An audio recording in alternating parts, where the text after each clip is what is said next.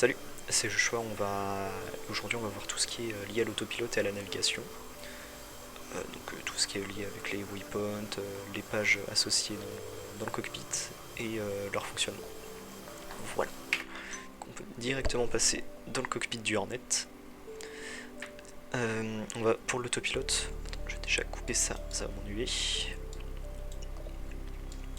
Pour l'autopilote, on va surtout, enfin pour tout ça, on va avoir besoin de l'UFC et du HSI. Le HSI, c'est l'écran par défaut du dessous, parce qu'on va avoir besoin de ces deux petits boutons là qu'on n'a pas sur les DDI de gauche et de droite. On va aller dans le menu support.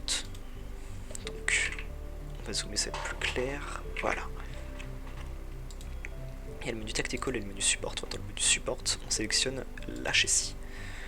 Dans l'HSI, on peut voir tout plein de boutons, comme le bouton TC qui indique le bouton TACAN, ça va être la navigation à l'aide de balises. Les balises TACAN du coup. On a aussi un petit trou là où il y a l'ILS, je parlerai de l'ILS un petit peu plus tard dans une autre vidéo.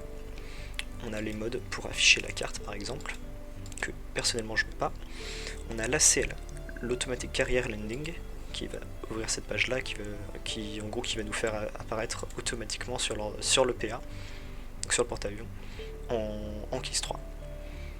Voilà, on a tout ce qui est lié avec les waypoints, WYPT waypoint, up and down pour passer du waypoint 1 au waypoint supérieur et au waypoint inférieur, waypoint designated, ce qui va être lié avec la désignation de coordonnées GPS sur une arme des GPS sur d'autres pods. Donc mettons, je sais pas, on a un waypoint qui est à un certain endroit et on veut que notre pod regarde ce waypoint là. On appuie sur Waypoint Designate et notre pod va regarder ce waypoint. Ou alors rentrer ces coordonnées dans une bombe ou dans une arme guidée GPS. On a le mode de séquence qui va nous permettre de faire suivre des waypoints entre eux pour faire une route en gros si on veut. Et le mode automatique qui va nous permettre de switch au waypoint 1 jusqu'au waypoint 2 quand on voudra. Quand on passera le waypoint 1, on passera au 2 en gros automatiquement. Voilà. Donc on va tout de suite passer dans le menu autopilote, donc l'UFC. Nous avons l'ATTH, l'attitude hold. Donc notre avion va conserver son attitude. Alors, pas l'altitude, l'attitude. Donc admettons, je sais pas, je veux tourner de temps et monter de temps. On peut voir que si je touche pas, mon avion il a tendance à tomber. Très très légèrement, mais il tombe. Donc ce qui va être pratique, c'est que si je laisse mon attitude, si je veux rester comme ça, là on voit que mon avion tombe. Là c'est flagrant. J'appuie sur attitude hold et mon avion va garder. Attends, je peux remonter du coup. Hop. Mon avion garde l'attitude sans tomber. Donc il va conserver cette montée et cette inclinaison de virage. Voilà. On a aussi le mode HCL, Heading Select. Alors, le mode Heading Select, comment est-ce qu'il fonctionne? C'est les deux petits boutons, le bouton HDG, qui signifie Heading. Donc pour sélectionner un cap, on peut voir que l'indicateur de désignation de cap, c'est le petit rectangle là, qui tourne autour de la boussole. Quand on reste appuyé longtemps, on peut voir que notre UFC change, il y a marqué HCL tout en bas. Ça signifie qu'on va pouvoir noter un cap, je sais pas, par exemple on veut mettre cap 350, entrée. Je retourne sur la page autopilote, je sélectionne Heading Select, et mon avion va aller tout seul au cap désigné, qui est le cap 300 du coup. Juste pour vous montrer qu'il se remet bien comme il faut, je vais le laisser faire.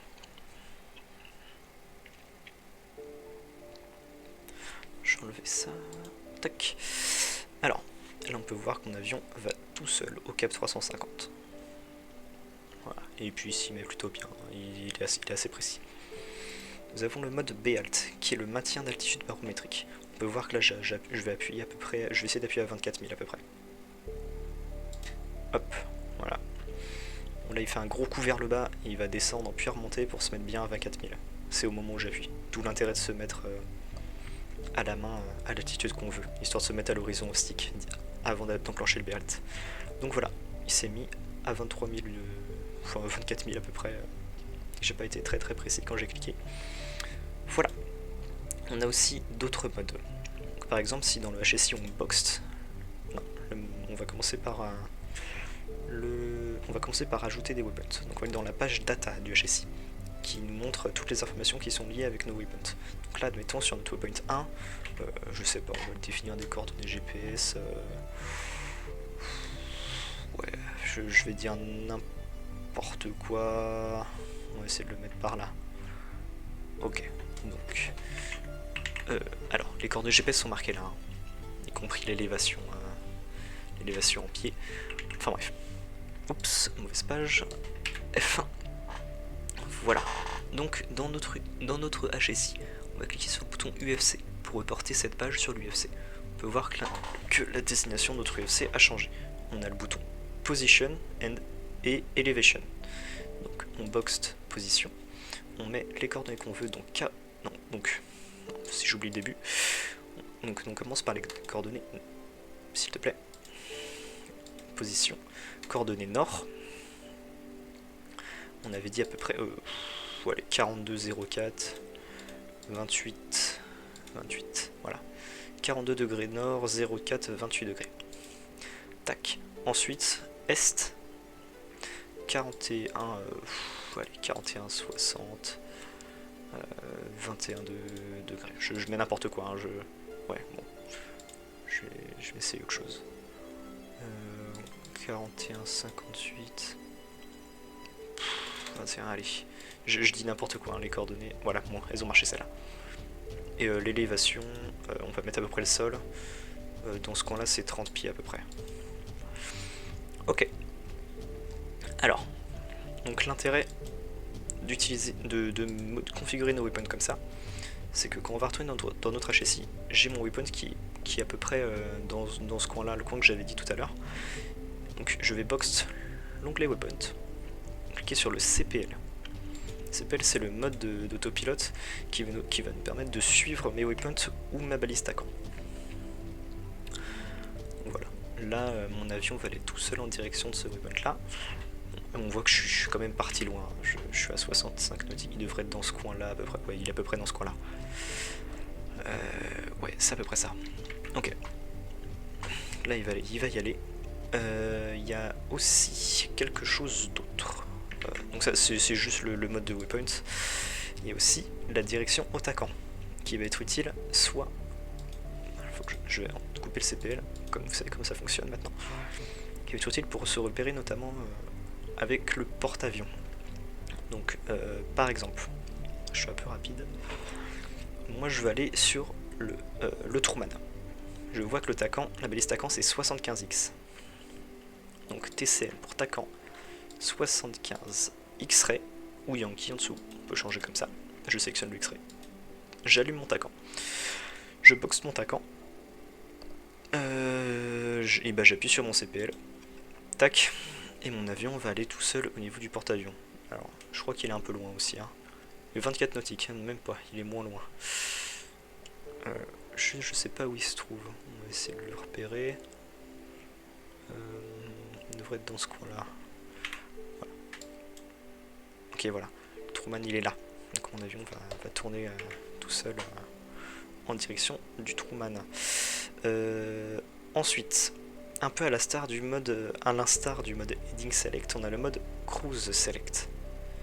Donc le cap de croisière désiré. Donc je sais pas, admettons qu'on veut y arriver depuis le sud sur le porte-avions, on met cap 00.